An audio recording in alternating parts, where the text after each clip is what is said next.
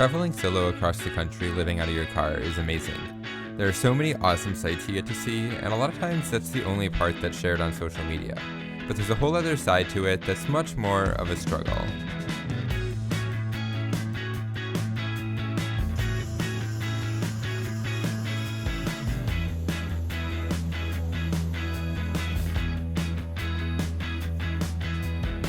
This morning I'm going to make some tea and some oatmeal. Have a nice warm breakfast after my very cold night.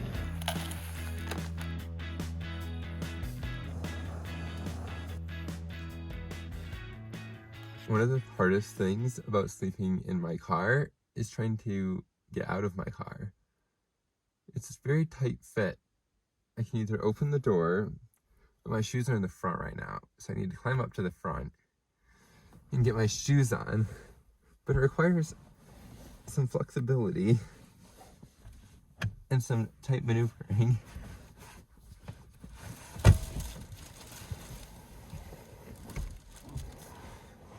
Like that. Makes me question why I'm doing this. So today I'm at Yellowstone National Park, and so is the rest of the world. It's so busy here today. So despite battling crowds for the entirety of my time at Yellowstone, I did end up actually having a pretty good time, and a lot of the views were really amazing. Is a lake. I don't know if I'd consider that a lake personally, but this says it is. I'm at the Continental Divide. That's about it. I've pretty much spent all day driving around Yellowstone. This is a massive park, and it takes literally all day to drive through. All of the stops have been very busy, but I have gotten a few in, so that's been pretty neat, I suppose. I'm gonna go find a campground to stay at now for the night because it's starting to get dark, and call it another night on the road. Yay.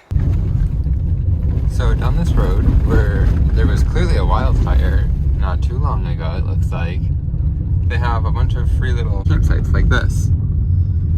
So I'm gonna see if I can find one that's available. I've been driving a while now, and every site has been taken. So I'm not sure if I should keep going or if I should turn around and find a different place to sleep tonight, because I'm gonna have to drive the same distance back out tomorrow the further I go in. So after about 20 minutes of driving, I'm gonna call it quits on the search because I've passed several campsites and they're all taken, and I really don't know how long this road goes on for with campsites, but I don't really want to drive back miles and miles and miles on this very rough dirt road tomorrow either. So I'm gonna search for a campsite somewhere else, and hopefully I'll be able to find one because it's already 7:30 and it's a Friday night right outside of Yellowstone and Grand Tetons. So wish me luck. I'm really hoping that I'm not gonna have to drive around all night in the dark and try to find a place to park my car and sleep for the night, because that is just not fun. So there's a campground that's like not too far from this, but they only have 10 campsites. So not sure on that, if there will be any or not, but hopefully. All right, new update. That campground was full. I don't know where to go now. It seriously looks like it's about to start raining. Wouldn't that be fun? We can just add to the night. Found another campsite, and of course it's full. So update, it's raining. It is dark, and 4 campgrounds I've checked now are full. So I don't understand why the entire world decided to come here this weekend and stay in every single campsite. I really don't know what to do. I guess just keep searching. I hate driving in the dark, especially when it's raining. Times like this is when I wish I was at home in my bed and comfy and didn't have to worry about where I'm going to park my vehicle for the night. But I do. I also want to shower. I want to shave my beard. It's so long. And I'll just go stand out in the rain and take a shower. Why not at this point? Another thing I feel like I should include is I have no service, but I do have this app that tells you like where campgrounds are, but that's it. Like, it just tells you where they are. It doesn't tell you if they're full or anything. So I started up here and just kind of like tried every one, and I guess just keep trying.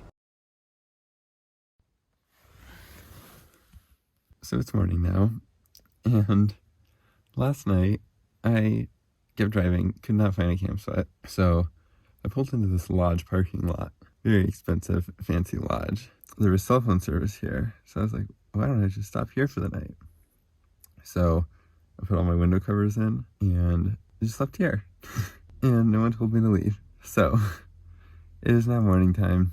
Made it through the night. Survived. It was super rainy last night. And I'm gonna go on with my day and have a nice, relaxing rest day because I deserve it.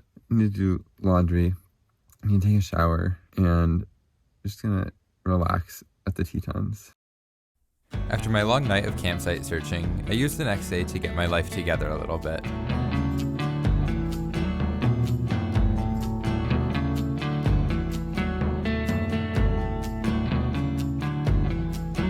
So today is going to be a wonderful day because I got to shower, I got to do laundry, and I got to have some breakfast, had some cereal, and got to organize the entire car.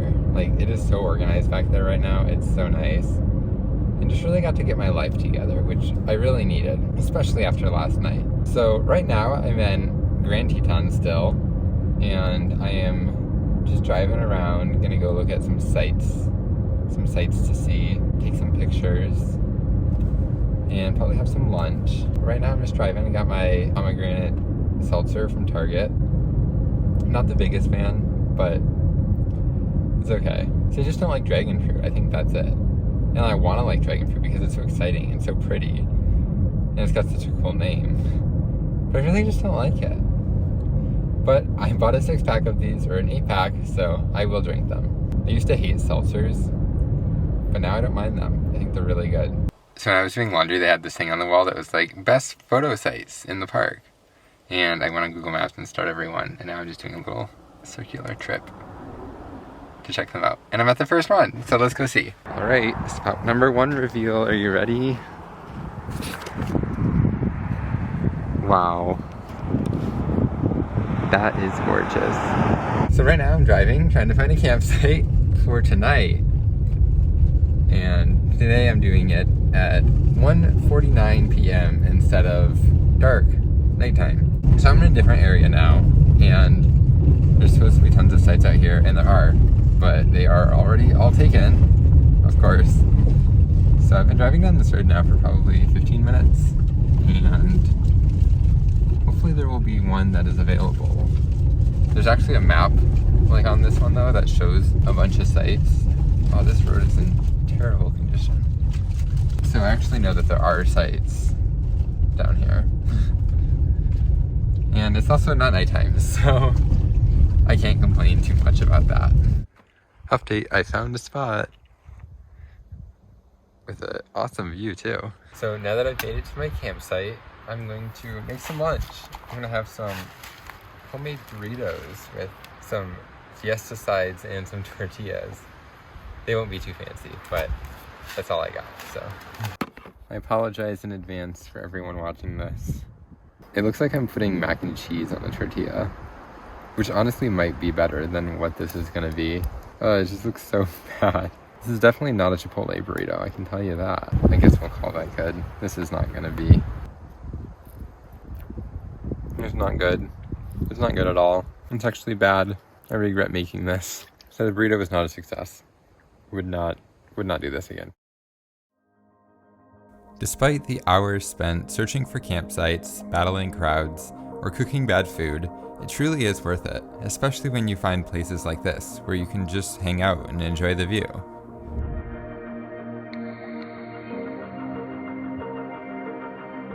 So you always have to remember that even if you mess up your food or you can't find a place to sleep, the next meal you make or the next campsite you find will probably make up for it, and it gives you some awesome memories along the way. I'm watching the sunset right now, and it is absolutely stunning. Talk about a campsite with a view. And it's free.